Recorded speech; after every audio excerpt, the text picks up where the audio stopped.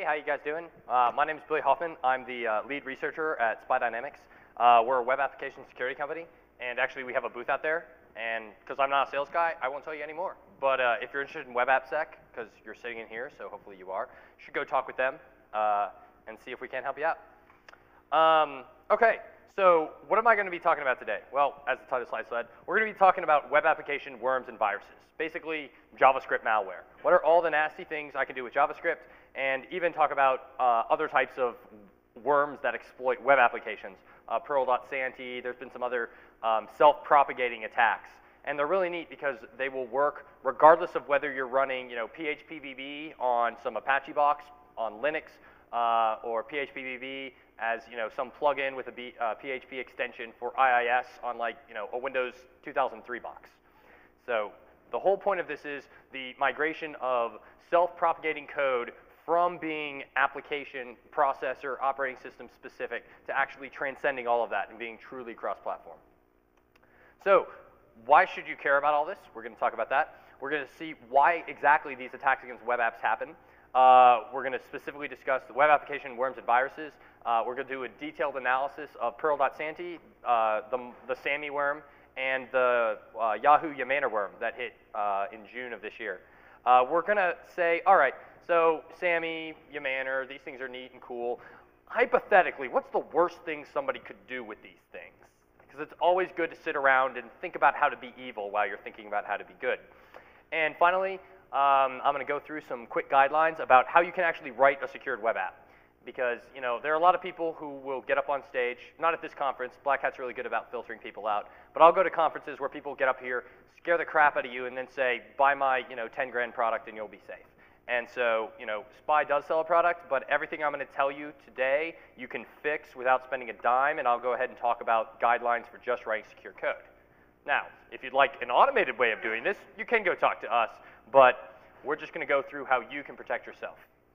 So, also, I tend to talk kind of quick, so if you have trouble hearing me, or you didn't understand something, or you've got a question, just raise your hand, and I will answer it. I'd rather do that now than at the end. So, you guys ready? That? You guys have all the ice cream in you. You're just like, I've got Hershey's, I'm good, keep going, man. So, all right, why should you care about all this stuff? Well, quite frankly, web applications are not going away. They just offer way too many advantages for businesses. Browser is a ubiquitous platform, available on all operating systems and patch levels. So if I'm running, say, an insurance, entry, data farm, and I've got a bunch of people just doing data entry, I could create an application, a Windows application, and install it on a bunch of machines. And as soon as a new version comes out, my IT guys will spend a couple of days going out to all these hundreds, if not thousands of machines, installing a new version. Or all of these guys could have the ubiquitous web browser platform pointed at a central site, and that's where the software is. And as soon as a new version comes out, I tweak it. But y'all wouldn't know this. Google is constantly making enhancements to Gmail and Google Maps.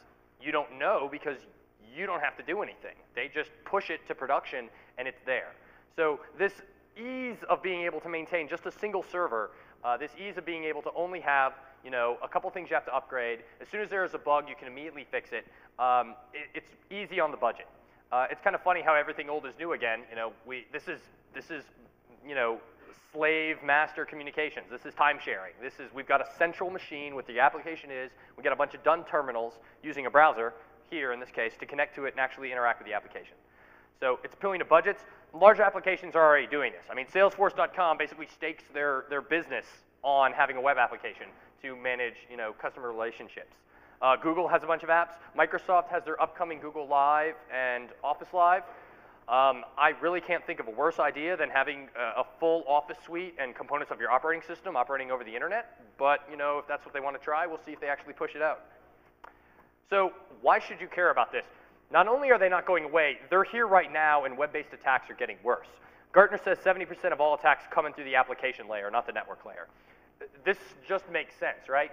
If I got to bypass some IDSs, I got to pop a firewall, I've got to actually drive to your office and try to find an access point that wasn't secured, or crack WEP or whatever to get in, and then privilege escalate and do all this stuff to get to your database.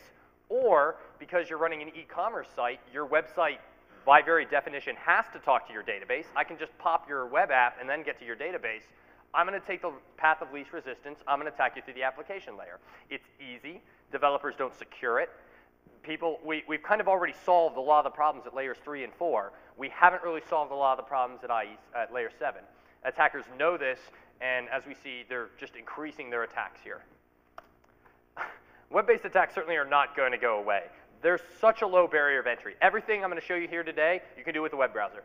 Right now, you guys can go home, assuming you have a site's permission, and do everything I'm going to show you. You don't need sophisticated tools. You don't need to know assembler. You don't need to be, like a ninja at x86. You don't need to understand firewalls. You don't have to, predict sequence numbers to hijack TCP sessions. This is easy stuff. This is so script kiddie friendly. I'm surprised there aren't more tools that are allowing script kiddies to crack web apps. These vulnerabilities are everywhere. I mean, go see Johnny Long's talk on Google hacking. And the funny thing is about Johnny Long's Google hacking, right? That's not even low-hanging fruit, where you have to go and you got to find it and then you exploit it. That's fruit that's already on the ground. I'm going to use Google and I just found a credit card database, or I'm going to use Google and oh my gosh, here's the default login to your Netscape enterprise system or whatever. So not only are these things extremely easy to find, whenever a site reuses common components, we've all seen PHPBB, PHPB gallery, PHP, whatever. Thank God for SourceForge and PHP whatever, because that's what's having this rich site or this rich source of applications that are full of vulnerabilities. And whenever you reuse a common component, I like, photography. So I've got a site about photography, and, I want to put a forum on it. Well, I don't really want to write forum software, so I just go to SourceForge and grab some. So I'm kind of putting trust that the people who wrote that software know what they're doing. Well, the scary thing is that if you have something like PHPBB or some of these gallery software, if they're used on hundreds, if not thousands of sites, and I find a vulnerability in one, I haven't just attacked this one host, I've attacked everybody who's used that component. So the risk, the return on investment of trying to attack a website works, because not only sometimes are you able to attack a website, you actually attacked a common component, and so you really found out how to attack thousands of websites all at the same time. Also, even if you happen to stumble upon a site, you want to hack a bank in New Zealand or something, and they happen to be secure, you've got Google, you've got the whole internet. There's someone out there who's not as smart as the bank in New Zealand, and you just go ahead and find them. So, and Google facilitates this. So the targets are everywhere. It's incredibly easy to do this, and so we're seeing a rise in the attacks. So web-based attacks are high profile. You can get the same type of information out of a attack against a web app as you can of going in through layers 3 or 4. There's been some rumor. I had actually heard the way Paris Hilton had her address book stolen off T-Mobile was that there was a web interface on T-Mobile that lets you view your address books, and they SQL injected it. I've had some people tell me it was like a social engineering, so I really honestly don't know.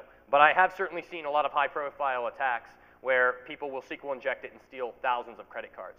Whenever you see these things in the news reports about some Russian group taking hundreds of thousands of credit cards, it's because they're grabbing the entire database. And if they're grabbing the entire database, they're either going in through layers 3 or 4, or they're going in through the web app and they're doing SQL injection. Like we said, web-based attacks can yield the same results as traditional attacks can. I can get usernames and passwords. I can get credit cards, order numbers, confidential or classified information. I could, steal everybody's shopping cart on a major bookshop and start outing people who are very staunch Republicans but are buying lots of gay literature. You can blackmail people. I'm not saying you could do that or that happens, but I'm just saying it's information, and information always has a price, and someone's always willing to pay for information either to be suppressed or somehow not released.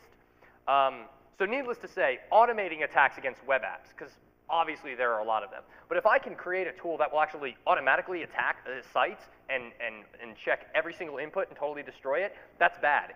But if I manage to create an attack, or if I create a script that will actually self-replicate and actually exponentially attack you faster and corrupt more and more of your web app, that's really, really bad. And it only makes the dangers from all these things worse. So why do these attacks happen? I kind of talked a little bit about this morning in my Ajax talk. Web apps are complex. I mean, they really are. You've got, multiple technologies, multiple disciplines, and you get a whole lot of this, that's not my responsibility. Because if you look at this from an IT perspective or an infrastructure point of view, you've got some DBA, some database admin, who's in charge of setting up maybe some stored procedures. He's got to put up some backup jobs. But he's not really dealing with, he doesn't have the job of writing the server logic. So he's going to say, well, you know, no one will ever ask me, or you know, the server will never ask me to try to fetch a primary key that doesn't exist, or try to insert over these records or null these things out. You know, it's a foreign key, but I didn't mark it as a foreign key. There's a certain trust and assumption between the database and the server. But the server guy, the database guy will be like, oh, the server will make sure that this is a good request.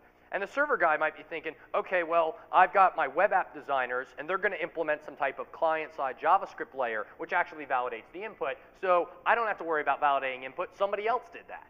And you guys can see, you drop the ball pretty quick, because you got IT administrators who are setting up permissions between the box. You got DBAs who are setting up the databases and writing the stored procedures. You got application programmers who are writing the glue to hold all this stuff together. Then you've got people who actually design your website, which very well could be an external firm who has no concept of what your security procedures are. And so all of these people kind of assume somebody else does it, and what that means is that nobody did it. And you also get this thing that we call at SPY the web application security gap. And you also get kind of how the application was designed versus how the application actually ended up getting implemented. Just real quick, I want to clear up a couple myths. Layer 7 is dominated by very simple protocols.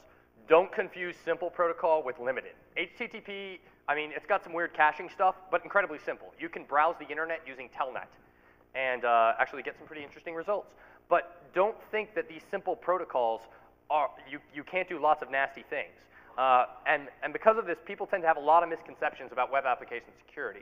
The biggest one being that SSL is something that is encrypted and it'll protect you from anything because you're encrypted, right? And the other thing was the impact of common vulnerabilities like cross-site scripting. Now, actually, I have to thank Jeff and BlackHat for having me present this here. I originally presented this at BlackHat Federal in January. And this is actually a very timely talk because when I presented this, things like the Yahoo Yammer worm hadn't hit. A lot of the stuff I was talking about still had been proof of concept. We had started seeing the MySpace worm, Perl.Santy. But in the last 6-8 months, we have seen lots of very nasty stuff. And hopefully this last point, certainly if you've been in any of the talks today, this perception that cross-site scripting means I could steal your cookie and pop an alert box, who cares about that, has been eliminated. Because you can do a lot of things with cross-site scripting. So first of all, these people who say SSL only, that's silly, stupid logic.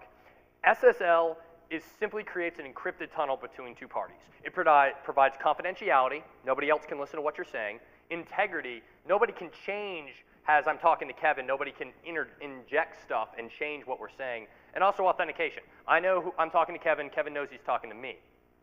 SSL is not the application layer. SSL is either layers 4 or 5. Everything I'm talking about is the application layer. It works equally well over SSL or HTTP. So everything, SSL does not protect you from most, if not all, web application attacks. In fact, SSL can hurt you. And the reason SSL can hurt you is think about what I said. SSL creates an encrypted tunnel. If there's an encrypted tunnel between myself and the web server, how is your IDS supposed to listen to our conversation? Unless you're giving your SSL keys to your IDS system, or your IDS system is the same place where your web server is, which simply does not happen in enterprise environments because of the performance hit, your IDS can't see a single thing I'm doing.